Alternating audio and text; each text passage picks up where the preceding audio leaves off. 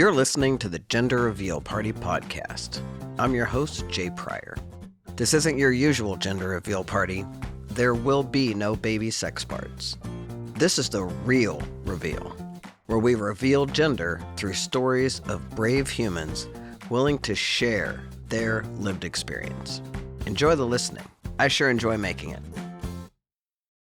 Welcome back to the Gender Reveal Party. I'm your host, Jay Pryor, and I can't even tell you how delighted I am today to introduce you to my friend, Rhon Drinkwater. Welcome to the Gender Reveal Party, Rhon.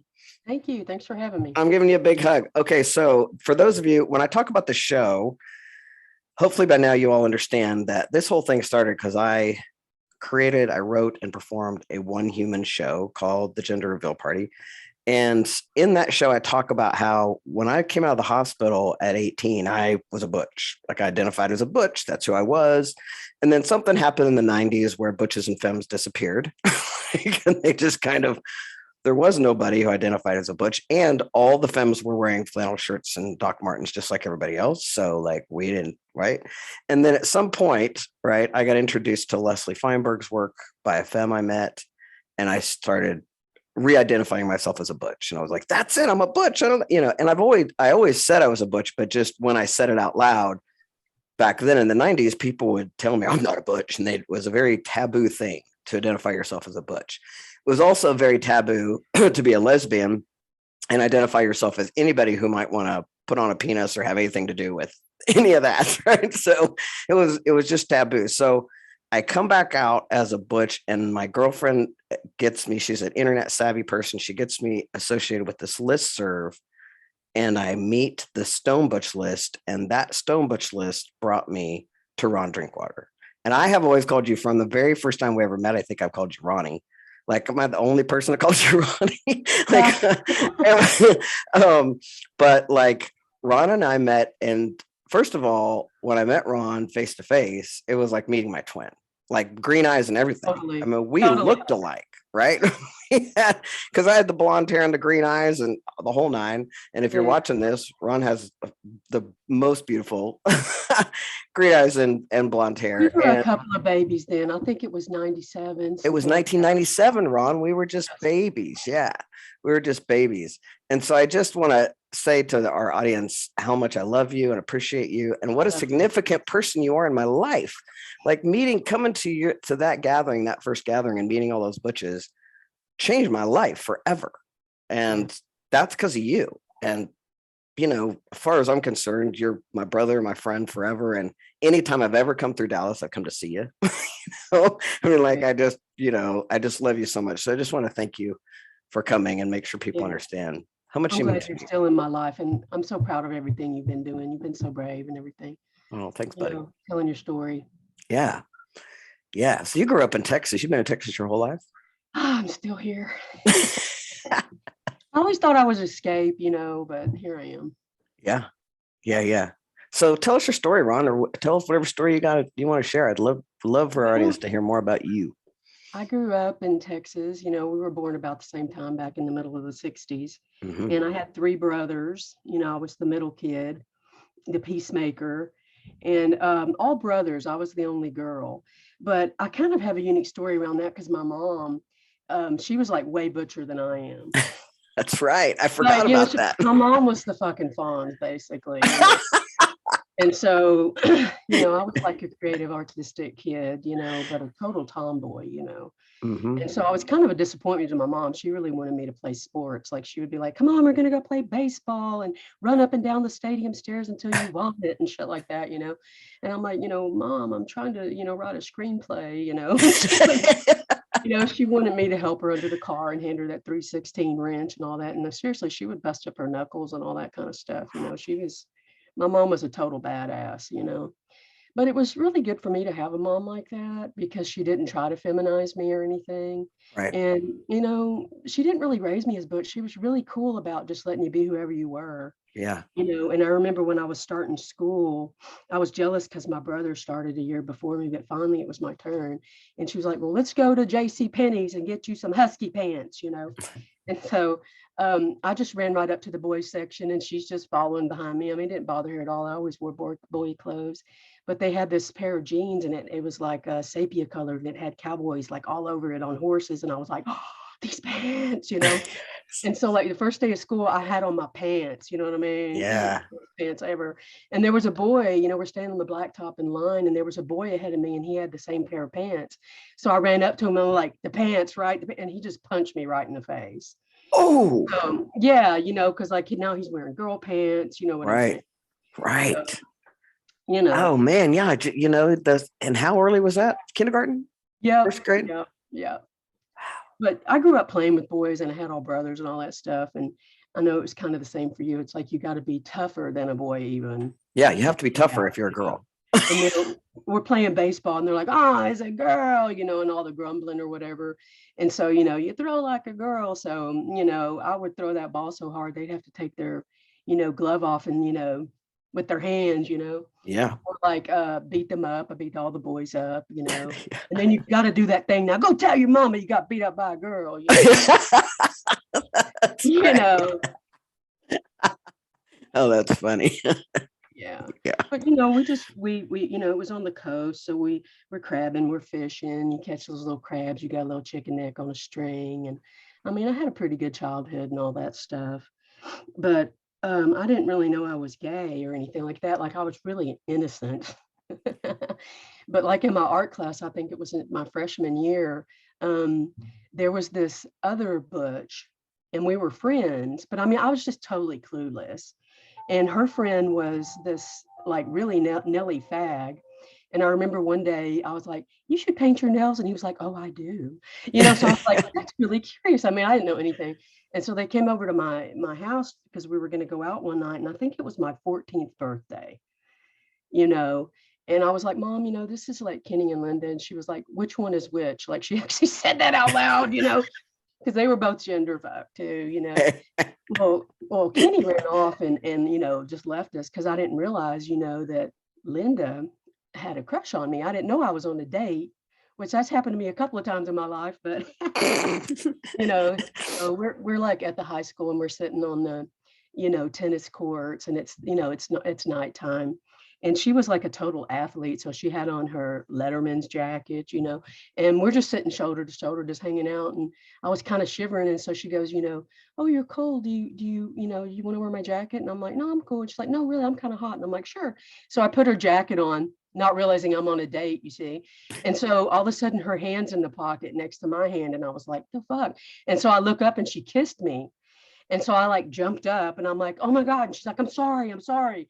And I was like, no, I'm fucking gay. I didn't know I was gay. You know? You know, so she wound up being my girlfriend through high school and stuff like that. Oh gosh, that's so delightful. I'm so grateful that you got to have that experience. And then it wasn't like, because for me, it was like, oh, Yeah. I'm gay. And it was like that awareness, because there is this weird, like, what is going on here? Yeah. You know, it's like, what's happening? And for Right. me, it was like, oh, I'm gay. And I'm like, oh, fuck, I'm gay. You know, like I can't be gay. So Yeah. I'm glad it Yeah. was. I kind of had that too, you Yeah. know, but not as bad, I don't think, because Yeah. I was always a rebel and all that stuff. Right. Well, and You know, you clearly had a mom who, like I said, like I didn't oh, ever have she wasn't anybody into take me to, that. no. Well, let's talk about that for a second, which is so interesting how people can be okay with gender, but not sexuality, and how they, you know, it's really Yeah. interesting. So yeah, so say more about that. So your mom's willing to take you to the boys section, but not okay with you being gay. Well, I really think, you know, I mean, I can say this now, she's not with us anymore, but I really think, you know, she probably was queer. I mean, when I would take all my friends home, my friends would go, God, your mom. I'd say, I know, I know. But with her, it was probably some, you know, her Homophobia. uncomfortableness with me even being a girl and especially being a lesbian. And I think it was, you know, just a reflection on her. And she came out during a time when, you know, that wouldn't have even been possible for most people. Right. Right. You know, and when we grew up, well, you never saw any gay people on TV. There was, you know, we tried to adopt people that we thought were gay. You know, the coming out happened later. You Mhm. know, like there was nobody back then. You know, in the early '80s and stuff like that. You know, Mhm. there were no gay people on TV. There were, you know, so it all, you know, you just had to come to these places by yourself. You Yeah. know, well, I went and got me a little fake ID so I could get into our little queer bar. You know, Yeah. And, there wasn't anything for youth, so they would let me in. I used to get Sure. in the gay bars when I was 14, Oh, yeah. And I mean, I was kind of high when I went to get my fake ID at the flea market. And so they're like, they're like, what year were you born? And I just made something up. So it was like I said I was 35, because math was way off, But I remember one weekend, I was sitting there and I had, been with this girl all weekend and, we lived on the coast. So we had been on the beach making out and hanging out at the bar all weekend. And I was just sitting there smiling and her friends were dancing or whatever. And she said, what are you smiling for? And I said, I'm only 14, because I mean, to me, it was like I was having this life and she just jumped up, almost knocked the table over, and had me kicked out of my own bar where I used to go every weekend. But, they would still let me in. No, they would still let me in because there wasn't anything for Right. queer youth, No, there was nothing. Yeah. And it was an old speakeasy. So in the back, there was this little tiny door, like under the bar. And so Yeah. they used to let me in that because I'm kind of small, Right. You have to duck or anything to get in there, but it that old bar, it had flashing dicks on the dance floor, and the cops used to come in and raid the place. Mhm. Well, the people that took your ID, they had a long hallway in the front. And so like when the cops would come in, and they came in almost every weekend, she would hit a light up under her little podium thing and the dance floor would freeze, like it wouldn't be flashing anymore. And then you would switch partners and, try to dance with a boy or whatever. And seriously, you had to be wearing 3 articles of women's clothing and stuff like that. They would just come in and bust heads and arrest people. And it was terrible because you'd be on your knees and you'd be like showing them you had on a bra. I mean, it was just terrible. And so Wow. that's what they And were I didn't doing. realize that you ever lived through that kind of stuff, Ron, because it was the Oh, 80s. And, like in the book Stonebridge Blues, obviously they're yeah. in a little bit farther down the line. But yeah, and I wasn't out going to bars in 1980, in my high school. I didn't go to bars until I was in my 20s. I'm so grateful that you're sharing that experience. Not that it's a good experience, but people just don't get that we literally have been policed about our clothing. Yes. Right? I mean, they have policed us about what we can wear. Yeah. And it's just that it hasn't been that long ago. Granted, we're over 50, but a cop standing over you and you're showing them your panties. I mean, that was reality then. Yeah. And how old were you? Oh gosh, 14. Yeah. 14, 15, Mhm. So later on, I always wanted to go to college. I wanted to go to art school, but I saved money. I started working as a kid and I saved all this money, but my parents split up and everything. And so I don't know, I didn't get to go and, all that troubled youth and all that stuff. And I was a little street kid and all that stuff. But anyway, I moved up to South Texas and one day I was on my little job or whatever. And I passed by the community college and, I was a high school dropout and all that stuff. And so I don't know, I just found myself walking in there. And I went up to the lady and I was like, what do you got to do to go to school here? And I figure, my permanent record is following me. Like your teachers tell you, and they're like, well, basically you can go to school for free. And I was like, what? I mean, I actually fell on the floor on my knees because like no one in my, no counselors or anything told me, there's like grants for poor kids. And so, then I started college, which really probably changed my life because I didn't even know I was smart or anything like that. Right. And I actually, got educated and got to, read books that I probably wouldn't have had exposure to and those kinds of things. And started going to the little clubs up there. And, I remember, it was just, being out then and being butch. You couldn't even hardly say it. I would say my boyish ways. I was boyish ways, because if you just wanted to straight out say you were butch, well, we recognized each other, but it was a really hard thing to say even back then, and I'm actually a stone butch, which a lot of people just think that's some mental illness or something like that. But it's actually. Do you want to explain to our audience? You don't have to, but do you want to share with our audience what it is to be a stone butch? Because they don't know what that is. I haven't talked about that. Some lesbians call it a touch me not or something like that. But it's really a valid sexuality. It's just, you sort of, your partner might touch you or might not. I mean, it's fluid, just like gender's fluid, but you sort of just keep that, hunger, like your nostrils stay flared. I don't know how else to say it.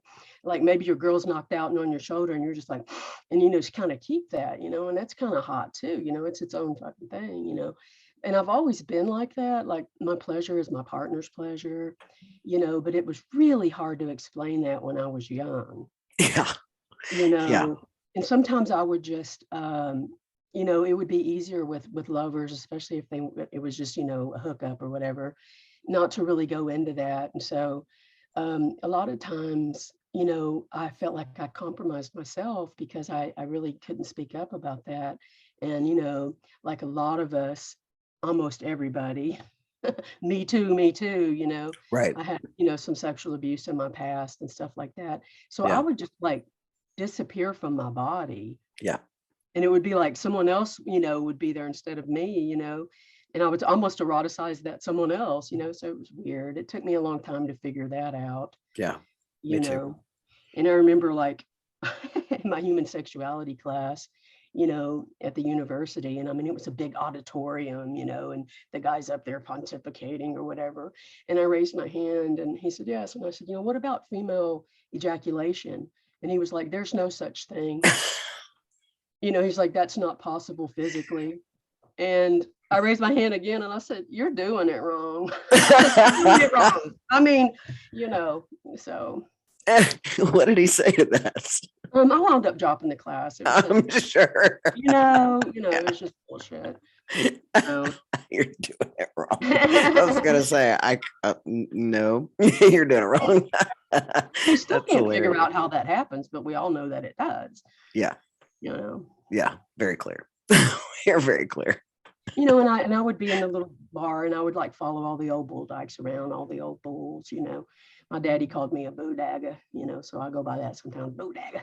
Mm-hmm. So I would follow all the old butches around, and I always loved femmes, but they don't take you seriously when you're a baby butch, like they would turn my hat around and sort of pat me on the head and that right. stuff. And just wait for your face. They just embarrass us. They like to get our face red. Oh, they do, Oh man, there's nothing. Femmes just get, and I can blush around a femme. Oh, like my God. It's ridiculous. And I was trying to explain that to. I did a podcast recently where I just told a little bit more about my story and just shared some insights or thoughts that I have about how interesting it is that people like you and I grew up as others our whole lives. Like we've never, from the minute I was 7 years old and my little heart burst from the first femme that paid attention to me, there is a particular type of woman that pays attention to me and it makes my whole being, I mean, it's different. And it's trying to define what a femme is. I had Bubble and Sugar on.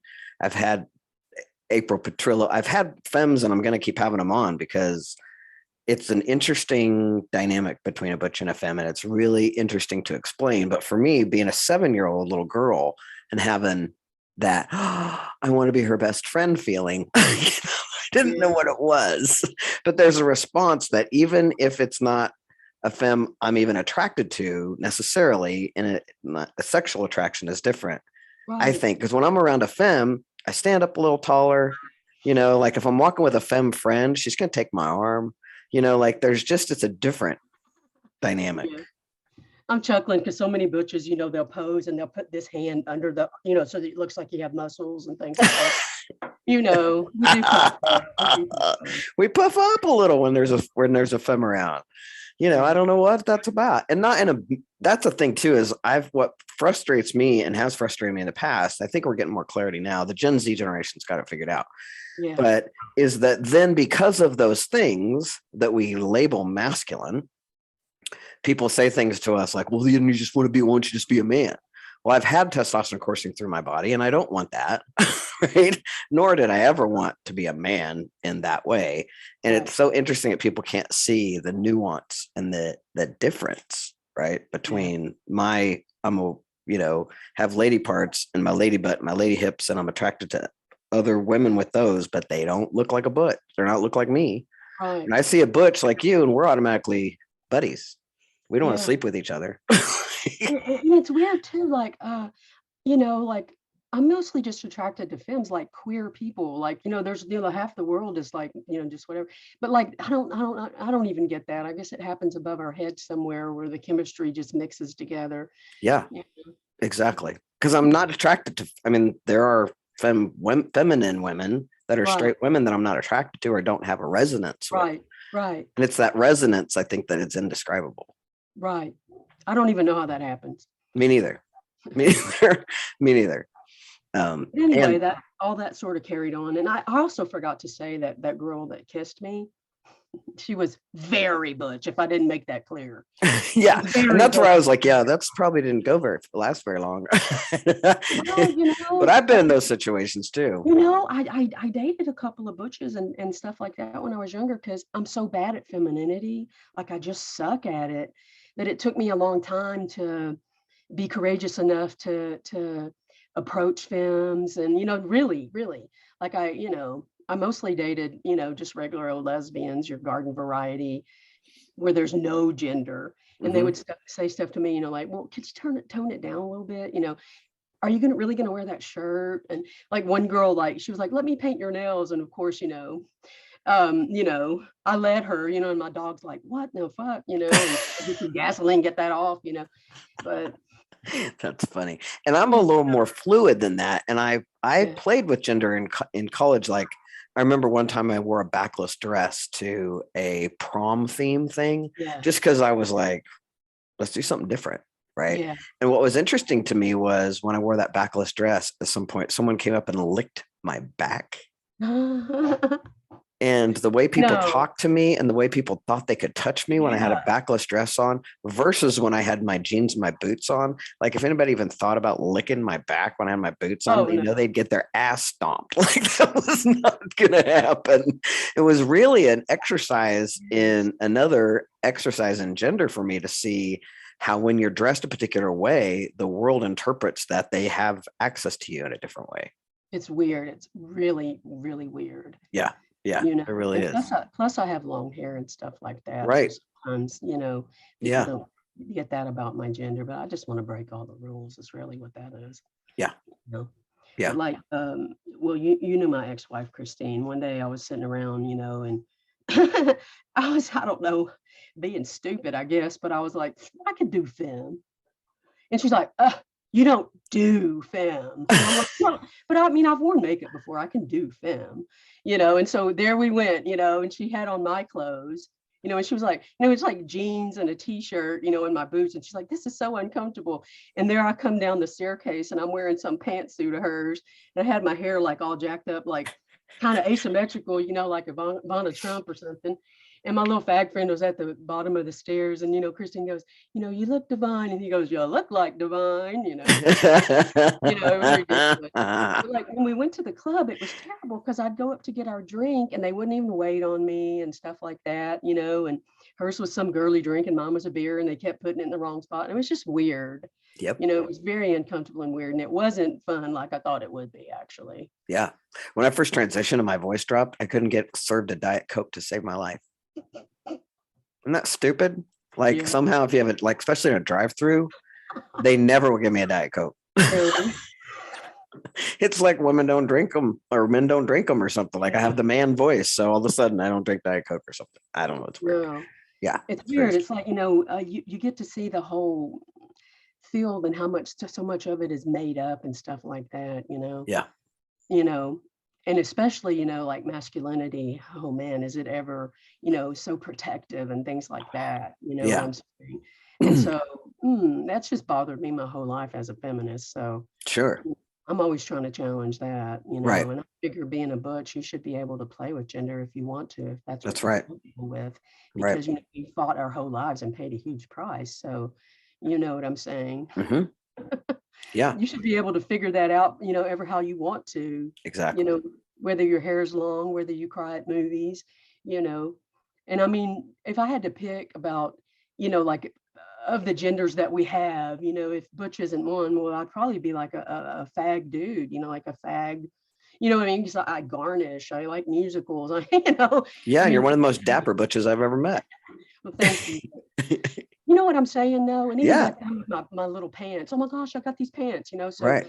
I'm a mixture. I'm like a hybrid, and I'm Right. proud of that, and Right. to me, it's like, we're just here to whoever comes across us, like to show, just by being ourselves, that gender is fluid and magical and natural, no matter what you're raised as, no matter what the influence was.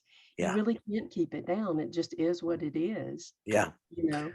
Yeah. I have a 12-year-old and these Gen Z generations are, I love them so much. And it just seems like they've got this whole thing figured out around gender, at least a majority of them. I'm not saying there's not conservative kids at their school and stuff like that, but with my kids, they're just not, and they're not having any of the labels. And I went through a drive-through the other day and I had a kid see my tattoo and immediately was like, "Hey, that's LGBTQ," and blah, blah. And he asked me what kind of, they asked me, they said, yeah, on my neck. They were like, "Is that the right side?" I get mirrored. So is it this side? Yeah. Cause it's got the, there we go. It's got the, there it is. Okay. there it is. Yeah. So anyway, he saw that tattoo and he was like, "Hey, that's LGBTQ." And they said, where are you? What do you do? I said, "Oh, honey, I'm all the queers." Like, I'm old queer. I'm old queer, and I'm all the queer. I'm all the gender queer. I'm all the queer. And then they said, "I'm an it." Right. And this is a conversation we're going to have with my Patreon. Yeah, I've been called an it. Wow. Well, now see, this is important. This is a good actually, it's a good time for me to talk about our Patreon account because we have a Patreon account, and this is the first subject we're going to talk with just my patrons. Is this whole conversation about it, because people our age have a problem with that, right? They don't want to be called it, but this generation has taken the word and they've taken it. It doesn't mean that you're an object or you're a nothing. You know what I mean? It doesn't mean that for them. So it's pretty interesting stuff, this new generation. And so while I'm here, we have a Patreon account for those of you who want to support the Gender Reveal Party, and please hop over there. And I also want to really make sure that we mention our sponsor, Rhon. You got to check these people out. It's fireandbliss.com. And if you go to fireandbliss.com/reveal, you'll see the collection that I curated. And I just got my piece in the mail. I bought this gorgeous stippling rainbow sea turtle that's there. And if people who are listening to the Gender Reveal Party and they buy something, they use the coupon REVEAL and they'll get 20% off. So you can go buy art there. And these people at fireandbliss.com are having art available by queer people and Black and Indigenous people of color. And the artists actually get the money that comes through. Like we really know that these people are being supported. So I really am grateful for fireandbliss.com and Fire and Bliss Creative for being our sponsor, and hop over there and get some art, people. Use the coupon I'm gonna definitely check that out. Yeah, check it out. It's hard to buy art as a queer person and not know, and you're an artist and it's hard to get your stuff out there, right? So many queer artists though, so it's really good, Yes. Exactly. That's why I wanted to connect you to, because I know that, your art is amazing. Thank you. Yeah, your art and your poetry. I'm not a poetry person. I don't really like it. I don't get half of it. Like, I'm very, but yours I always get, and that's probably because we are each other. But yours I always resonate with a lot. So yeah. Interesting stuff. Well, anything else you want to share with our audience while you're here, Rhon? Well, I guess I could talk a little bit about, like you said, when we first met. Oh, that's right. Yeah, there was a little, that it was back when the internet was all just gray and like blinking text was, you know what I mean? Like there was nothing really. Yeah, and if it wasn't for my I would say girlfriend at the time, I guess. Yeah. She was internet savvy. Deborah was internet savvy, but I didn't know anything about that. And she's the one that, without that, I would have been, she just really helped me out with that. Thank goodness for her. Mm-hmm. But I was, we just had like a gathering at my house, and that was the first weekend I actually met self-identified butches. So I was like, wow, what if they don't think I'm butch enough? What if, you know what I mean? So it was just so good. Like we were just home as soon as we met each other. It was. We were. And I didn't know until this day that was the first. So y'all, this is the first Butch Femme gathering I ever went to. And today I learned that it's also the first time Rhon met a group of butches. Because for me, it was the first time. It's also the first time I ever met a trans man. So it's the first time I met Mike, right? Yep. Rest his soul. Beautiful human being. But at the time, I remember thinking, why is this guy hanging out with all these queers? Yeah. And so that opened me up to so much. He was probably the first trans man. I mean, he started taking tea back in the 70s. Oh, yeah. Yeah, he was probably the first guy. I mean, it was like before Renee Richards, the tennis star, and stuff. Mm-hmm. So, when he was working in San Francisco at the Gay and Lesbian Center there, which is like the epicenter of gay in the fucking world, probably. Right. Well, the lesbians would get mad at him, because they're like, they just thought he was a gay man. So, a lot of his history didn't get told either, because he was Yeah. probably the original Yeah. guy that transitioned. Yeah. You know, Yeah. rest in peace. Yeah. Oh, sweet man. So anyway, we started doing the gatherings and all that stuff, and butchfem.com, and it had almost 100,000 members, I think, and like our events would have, I think 350, and we did that for about 10 years, different cities, but it was lovely. We would do the prom you never had.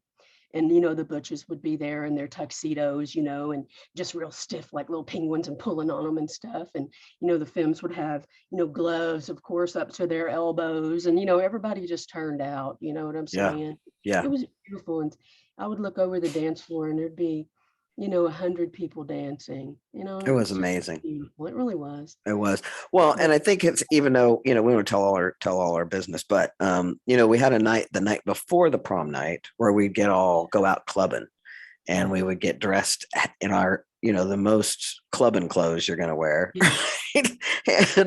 and it, for me, it was always so beautiful to see everybody out in their hoochie clothes and clubbing, and then and see what they look like. And then the next night they come in there in a tux and a gown, and we have a nice dinner. It's a completely different vibe.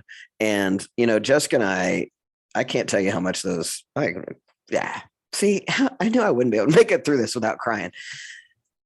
Those events have just meant a lot to us. I mean, it was, always a time in our lives when we could stop and be like, just have a weekend where we gotten, where people actually see you, when you live in a world where nobody sees you. And some of these people are coming from communities out in BFE where they're the only one, right? And we come to these events, and that's like, you get seen, and there's nothing more important than that, I don't think. And that's, that's why I want people to get how important you are in my life in that context too. It because would be it's so powerful. One weekend where we belonged, and there was one weekend where we belong. Yeah. Even in lesbian spaces. I mean, here we don't belong. They'll be like, "Hi, I'm so and so." I'm like, "I'm Daddy Rhon." They're like, "Betty." I'm like, "Yeah, whatever." No one's gonna get it, But I've had, lesbians at our bar here, grab my tits and go, "You're a girl." That's happened to me twice, Oh my God. Yeah, Wow. That's not okay. No, that's never okay. That's like backlicking. It's just not okay. It's never okay to touch anybody's body like that. But it's also like, it's interesting because I battled myself with, and me, I'm just going to keep saying, similarly, I've had a little bit of pushback from butches whenever I decided to take testosterone, right? Because for me, and going in, I mean, I hope everybody gets this, all along, I said I'm a genderqueer. Like, I never once identified as a man, but I wanted those tits gone, man. I wanted those tits gone, and I love my beard. And so now, I didn't know it at the time. I wish now I would have gone off testosterone a lot earlier. Yeah. But I got kind of swept up in that whole world, I think. Yeah. But now I feel like the perfect me, because I'm the blend, Mm-hmm. But I myself have had challenges in different communities, and the gay and lesbian community is one of the most challenging around gender thing. Yeah. And then when it comes to the trans world, it's like, you're okay if you transition and you go the complete opposite, right? So all my friends who are like, I'm a man, they're out in the world, and people are fine with that. But when I'm like, but I'm off testosterone and I'm not a man, and I've never been a man, I don't want to be, they're all like, what's going on? And part of it, I think, is they just don't understand why anybody would want to give up that privilege. I think half the time. But the gay and lesbian community hasn't always been friendly. And so they're coming around. I think they're getting better at it, but they don't really get it. But butches and femmes can be insular like that too. Right. And that's what if someone comes in and they're questioning and trying to figure it out, it's like, everybody's butt gets all clenched because, they're speaking about who we might be. Well, no, it's not that at all. So hopefully with these kids coming up, looking, just non-binary and just trying to figure out and have words that we didn't have, Mm-hmm. I mean, I say they're dancing on doors we tore off with our shoulders. I say that sometimes. But amen. They sure did. Good for them. Yeah, good for them. I have somebody coming on the show that I'm going to interview this week who has a toddler and an infant and has not gendered either one of them. Has given them, it's a baby, right? So Yeah. this child has not been into the rest of the world. And I can't wait to hear what she's had to deal with by Yeah. not giving in to this, like it's a boy or it's a girl because of its genitals, you know? I'm so Right. excited for those kids that they get to grow up with, like, I get to choose. And I'm, you know, it's pretty Yeah. interesting. Yeah. Yeah. Interesting stuff. Rhon, are you doing any art or any poetry anywhere where any of our guests would want to go look at it, or you have a Facebook or Instagram you want to share, anything like that? You ain't gotta. No, no, I wish I'd have, I could have read a poem that I wrote about a friend from school, my little friend that committed suicide and stuff like that. I wish I'd have thought of that, but no, not really. I haven't been doing much writing, and my creativity spills over into everything else. So, you know, like if Yeah. I'm gonna make you a birthday present, it's gonna be, wrapped to hell. It just Oh, I tell me, I know, I I decorate understand. everything. Right. I know you do. I know you do. I've really come in the last 4 or 5 years of owning my own self as a creative, because I would Yes. have said I wasn't. I didn't Yeah. know We myself all are. We all as are. some, right. And so it's really been beautiful for me to embrace that. And so I have a quote that I love that's by Anais Nin. I'm Mhm. not sure if you're familiar with it, but it says, and I use a lot with us gender blender folks, but it says, and the day came when the risk to remain tight in the bud became more painful than the risk it took to blossom.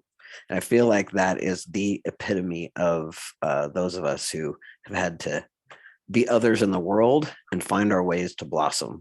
And that's who you are for me, and someone who's made space for hundreds and thousands of other people to blossom. So And you're thanks just for being awesome, my man. brother.